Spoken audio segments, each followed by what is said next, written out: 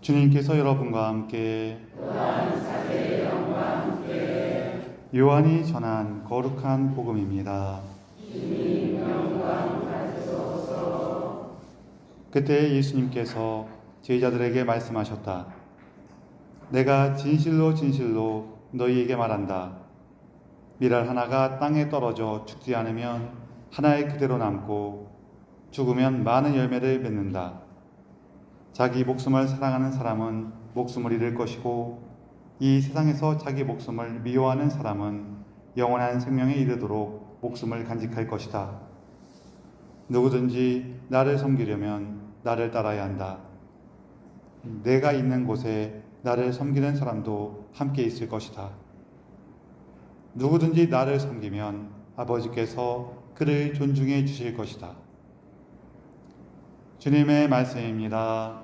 그리스도님 찬양합니다. 참 예수님, 서로 인사를 좀 나누세요.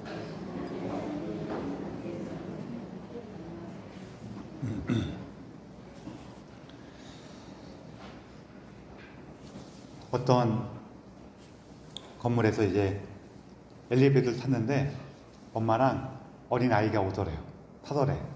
근데 그 아이가 약간 긴장한 목소리로 엄마한테 엄마 나 소아과 가면 안 돼 그러더래요.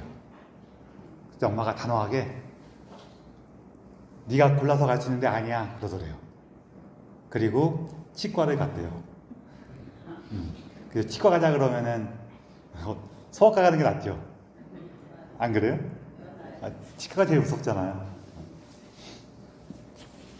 오늘 우리 라우렌시오 성인 축일인데 라우렌시오 성인은 로마의 7부제 중에 한 명이셨어요. 그때 순교하셨는데 이제 부제 때 순교하셨다 그러면은 우리가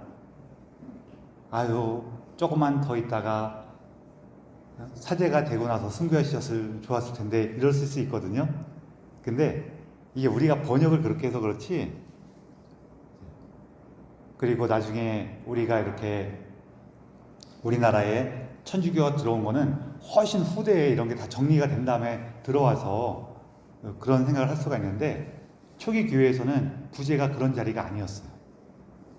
초기 교회 때 우리 사도행전을 봐도 알지만 부제라는 자리는 사실은 신부보다 먼저 있던 자리예요. 그 신부하고 부제하고 중에서 어떤 게 교회에 먼저 생겼냐면 부제가 먼저 생겼어요.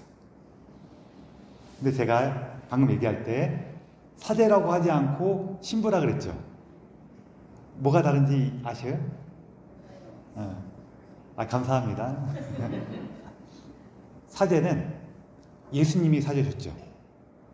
물론 예수님 당시는 자신을 사제라고 하지 않으셨어요.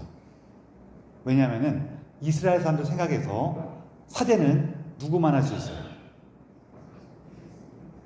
이스라엘 사람들 생각에서 어떤 지파만 사제래요? 레위 지파만. 레위 지파 중에서도 어떤 가문만, 아론의 집안만 사제를 할 수가 있어요. 그래서 이스라엘 사람들 생각할 때 어떤 사람이 내가 사제다 그러면은 너 족보 어떻게 돼? 이것부터 물어봐야 돼.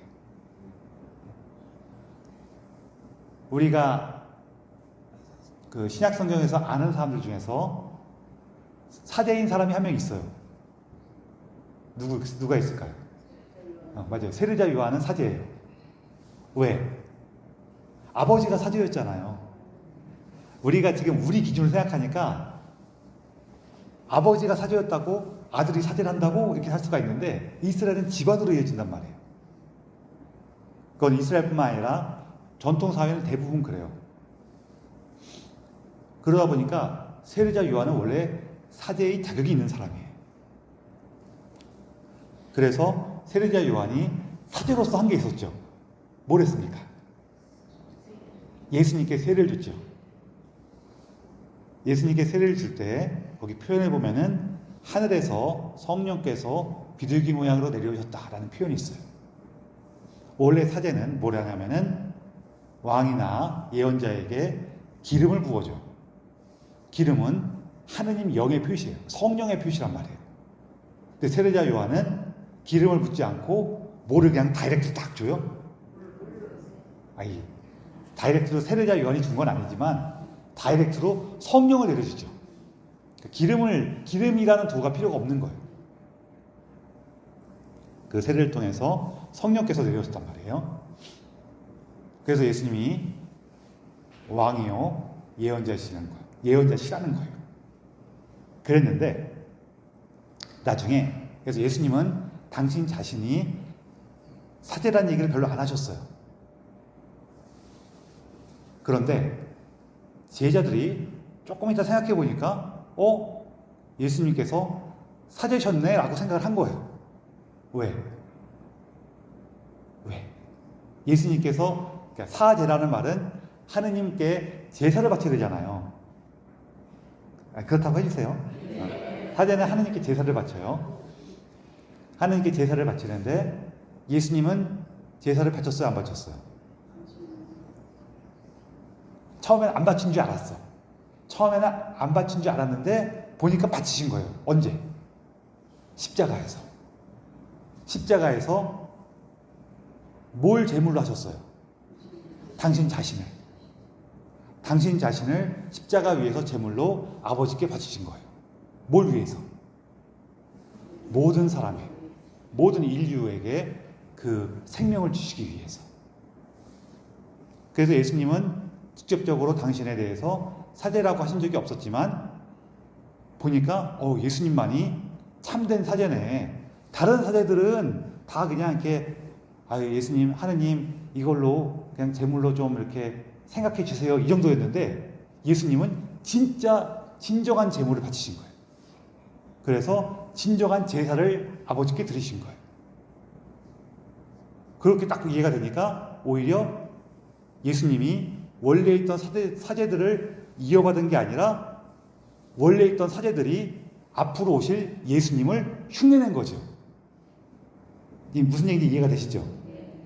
이분들은 자기는 잘 몰랐겠지만 앞으로 메시아께서 오셔서 하느님 앞에 참된 제사를 드리고 참된 예배를 할 테인데 우리가 그때를 기다리면서 미리 준비하겠습니다 라고 했던 것 뿐이에요. 그렇게 이해가 된 거예요. 그래서 예수님께서 참 사제이시고 예수님을 봉헌하는 것이, 예수님의 살과 피를 봉헌하는 것이 참된 제사가 된 거예요. 자, 그러면은 예수님의 뒤를 이어서 이렇게 성체와 성혈을 통해 참된 제사를 봉헌한 사람들이 누구예요? 사도들이에요. 사도들. 그래서 예수님의 가르침을 전하는 것과 동시에 예수님께서 드리셨던 그 제사를 이어받아서 드렸던 사람들이 바로 사도들이란 말이에요. 그럼 예수님께서 참 사제이신데 그 사제직을 누가 이어받았어요? 사도들이 이어받은 거예요. 이 사도들의 후계자가 누구예요? 신부님이라고 하면 안 되고 주교님들. 그래서 주교님들이 사제들의 그 직무를 이어받은 사제들이에요. 그래서 이 사도들이 예루살렘에서 교회를 이끌고 있을 때, 그리스도인들의 공동체를 이끌고 있을 때, 이때 어려움이 생겼어요. 어떤 어려움이 생겼냐면은 여기는 처음에 공동체가 있을 때에는 가진 것을 다 내놓고 필요한 만큼 나눠서 썼단 말이에요. 그런데 이렇게 쓰다 보면은 어떤 사람들이 약간 소외되냐면은 이스라엘 말을 잘 못하는 사람들, 그러니까 외국 사람일 수도 있고 교포일 수도 있고, 그 사람들은 먼 땅에서 오래 살았기 때문에 이스라엘 말이 익숙하지가 않아요.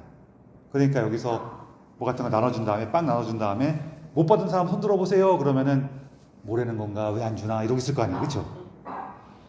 그 사람들이 잘 못 받아. 또 누가 못 받냐면은 이 당시에는 그 과부들이나, 그러니까 여성들이나 아이들이 이렇게 목소리를 내서 얘기하기 참 어렵단 말이에요. 여성들이 못 받아.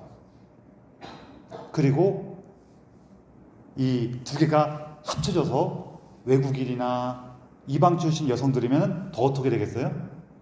말도 잘 못하는데 발언권도 약한데 알아듣지도 못해. 그러니까 이 사람들이 막 소외된단 말이에요. 그러니까 빵 다 나눠주고 하는데 못 받은 사람들이 막 생겨. 그래서 너 못 받았어요 그러면은 그 친한 사람들이나 동네 사람들이 와갖고 같은 데서 온 사람들이 와갖고 왜 쟤네들 안 주냐고 막 이렇게 따질 거 아니에요. 이런 일이 막 벌어지니까 사도들이 그걸 가서 해결해 주기가 너무 바빠서 봉사자들을 뽑기로 했어요. 봉사자들을 뽑기로 해요. 그 봉사자들 중에서 우리가 잘 알고 있는 성인 한 명 있죠. 첫 번째 순교자 스테파노. 그게 봉사자예요.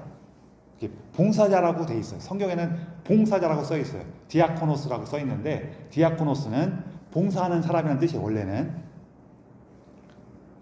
그 디아코노스 봉사자들을 뽑았는데 7명의 봉사자를 뽑아요. 그 7이라는 숫자는 완전한 수, 충분한 수를 의미하기 때문에 7명을 뽑았던 거예요. 그래서 그들이 그 역할을 하게 되고 사도들은 가르치고 하느님께 참여를 드리고 하는 그런 일에 집중을 한단 말이에요. 그래서 사제는 이미 있었지만 아직 신부는 나오지 않았어요. 뭐가 먼저 나왔어요? 부제, 곧 봉사자가 먼저 나왔어요.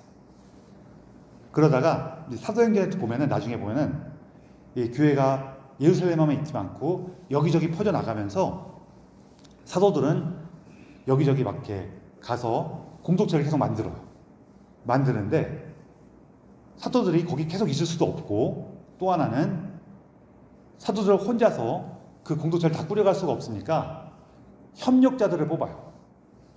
그 사도들의 역할을 도와줄 사람들을 뽑아요. 성경에는 뭐라고 써 있냐면은 원로들이라고 써 있어요.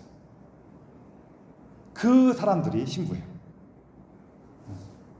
그래서 처음에는 사도들, 원로들, 봉사자들 이런 식으로 부르다가 이게 점점 요런 모양이 잘 갖춰지면서 처음에는 그냥 봉사자도 일반 봉사자가 다 디아코노스라고 이렇게 부르다가 이게 좀 형태가 굳어지니까 저분도 봉사자고 나도 봉사자니까 이거 어떻게 하지 하다 보면은 이 봉사자라는 표현이 전문적인 표현이 돼버려요. 그래서 특정 역할을 하는 사람만 디아코노스라고 부르고 다른 봉사자들은 이제 다른 말을 쓰기 시작해요. 우리가 이런 게 뭐가 있나? 좀 이해가 되시죠? 그래서 처음에는 디아코노스가 그냥 봉사하시는 분 그러다가 저 7명을 뽑아서 봉사자라고 하네. 그럼 어떻게 하지? 하면서 이렇게 다른 말로 이렇게 분리가 되는 거예요. 원래는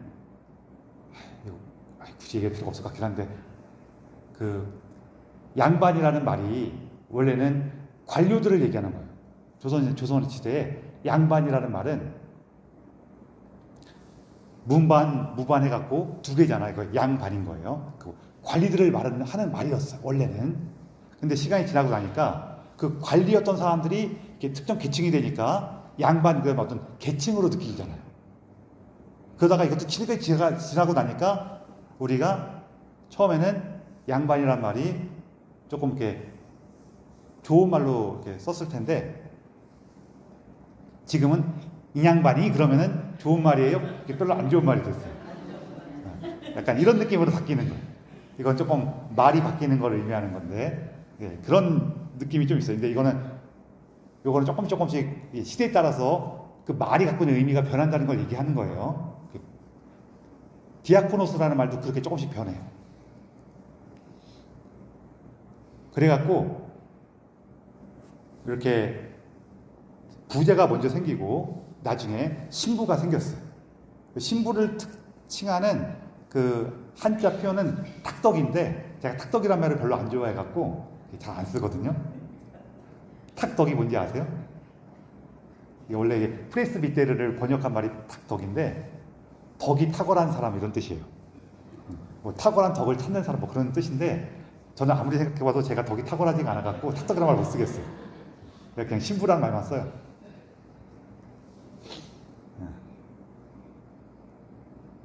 사실 이거는 저 개인에 대한 말이 아니라 하느님께서 주신 선물에 대한 얘기긴 한데 그래도 부끄럽잖아요. 제가 지금부터 하느님께 충만한 은총을 받은 자가 말씀드리겠습니다. 이러면 좀 많이 상하잖아요. 그렇죠?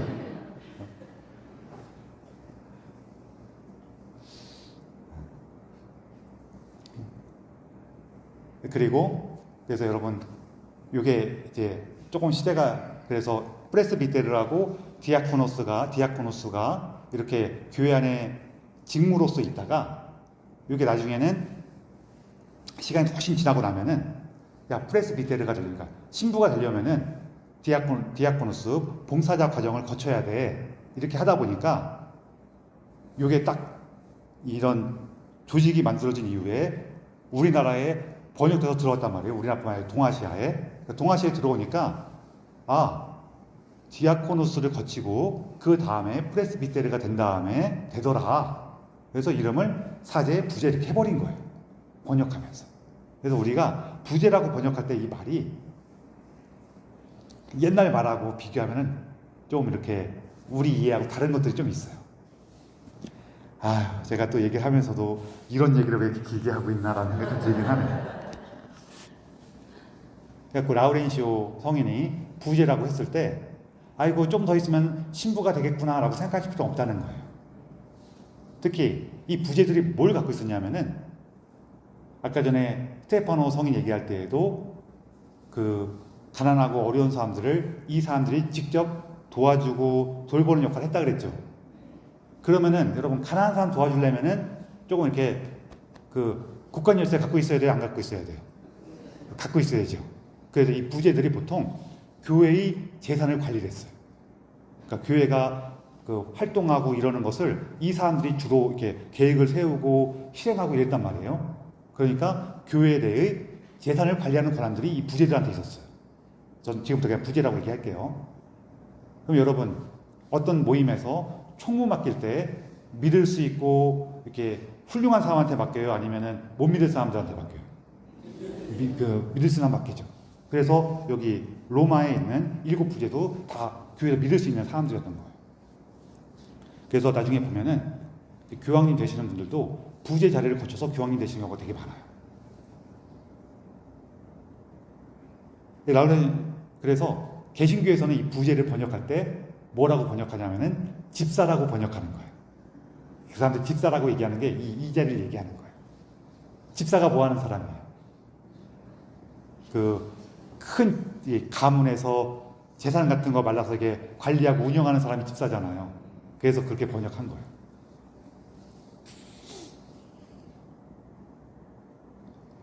그래서 이제 라우렌시오 성인 얘기로 돌아와서 이 라우렌시오 성인 때 로마에서 이제 이 시절에는 로마가 계속 박해 중인 시절이에요. 그지만 박해가 1년 365일 계속 있었던 게 아니라 이렇게 간헐적으로 박해가 일어나요. 그냥 이렇게 뭐 황제가 딴 일에 집중하고 있고 그럴 때에는 신경도 안 써요.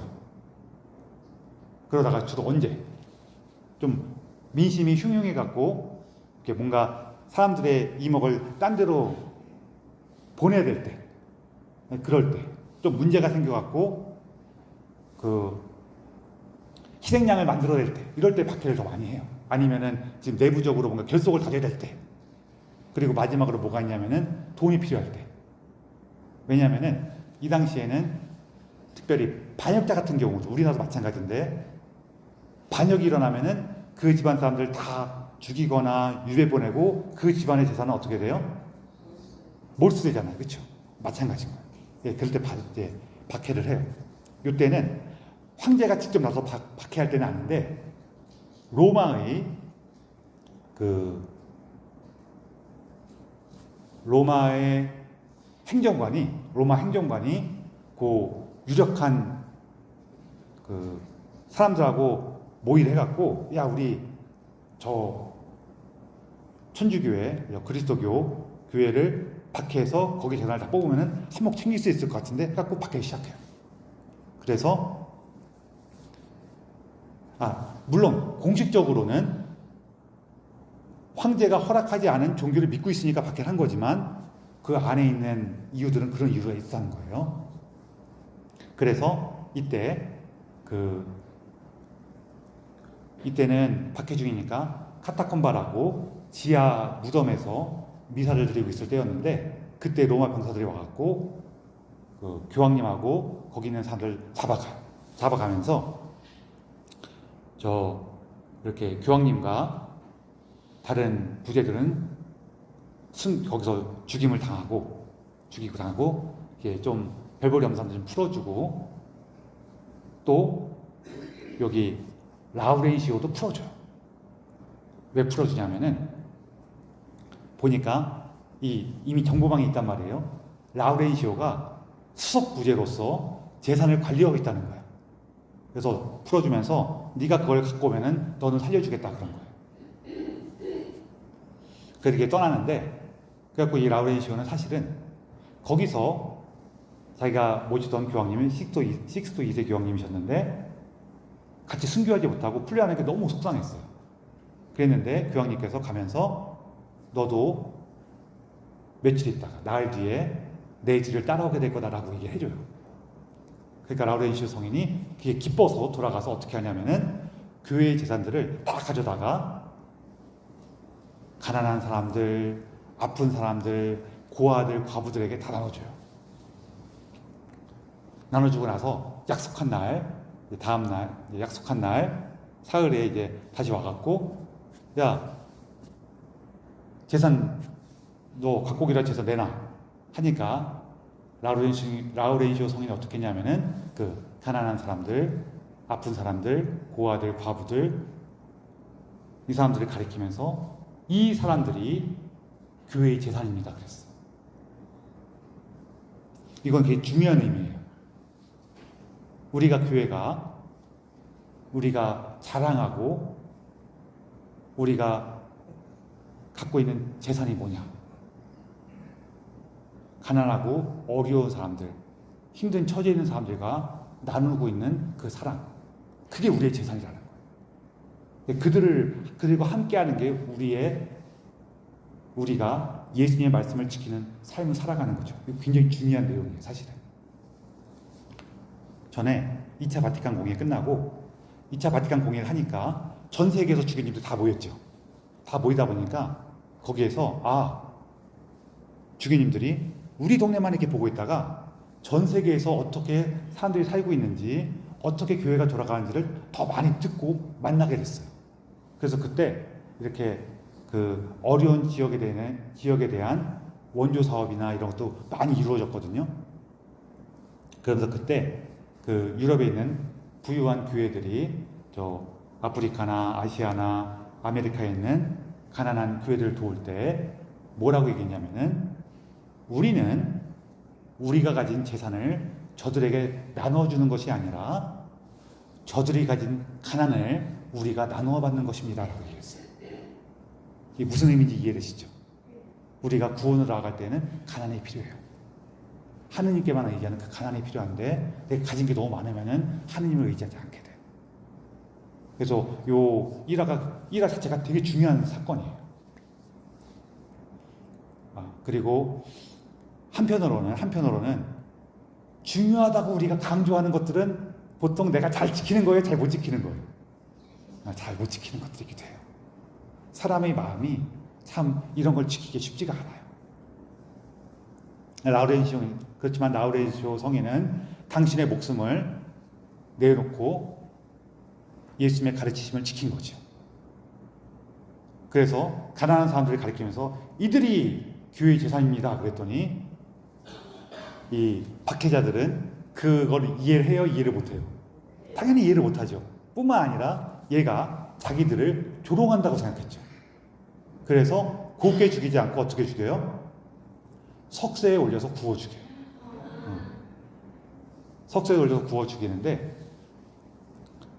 제가 로마에서 나머지 공부할 때 제가 주일에 미사 가던 성당이 성 라우렌시오 성당이었는데, 왜 라우렌시오 성당인지 잘 몰랐어요. 근데 나중에 알았어요.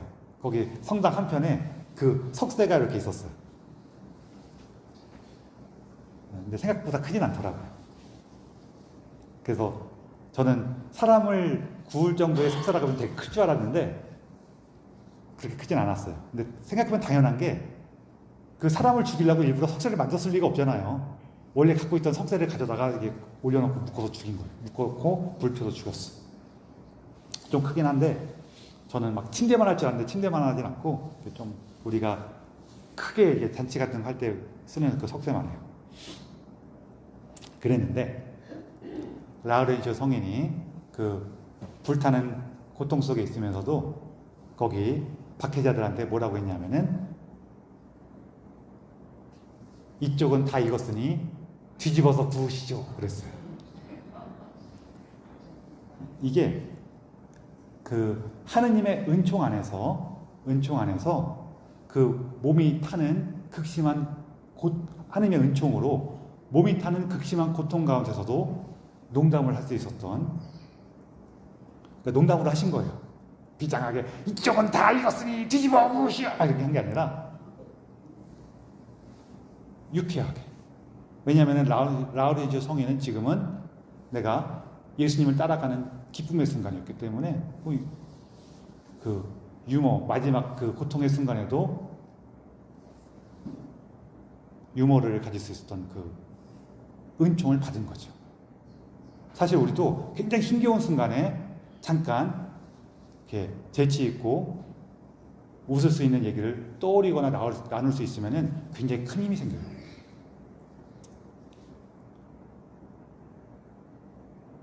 그리고 사실 그 모습을 보고 많은 사람들이 감탄해요. 거기 그 구경꾼들도 많이 와 있었는데 그 사람들 감탄하게 돼요. 그래서 라우렌시오 성인은 이 모습을 통해서 하느님의 영광을 드러내죠. 오늘 복음 말씀대로 내 목숨을 하늘의 미랄로 바쳐서 죽을 때 거기선 많은 결실이 열려요. 우리가 그때 기억했으면 하는 건 뭐냐면은 첫 번째는 그러니 우리도 이런 성인들의 모습을 따라가기 위해서 노력을 합시다. 이 자체는 좋은 거니까 괜찮아요. 그런데 그거보다 더 중요한 게 있어. 그게 뭐냐면은 그것을 이룰 수 있었던 원동력이 뭔가. 이 원동력이 뭔가를 생각하지 않고 우리가 그처럼 자기 자신을 희생해야 합니다만 집중하면은 너무 힘들어요. 원동력이 뭘까요? 일독서에서 바오로 사도께서도 말씀하시긴 하셨는데 뭐냐면은 내가 받은 모든 것들이 하느님의 은총으로부터 주어졌구나라는 걸 기억하고 감사하는 거예요. 괜찮아요.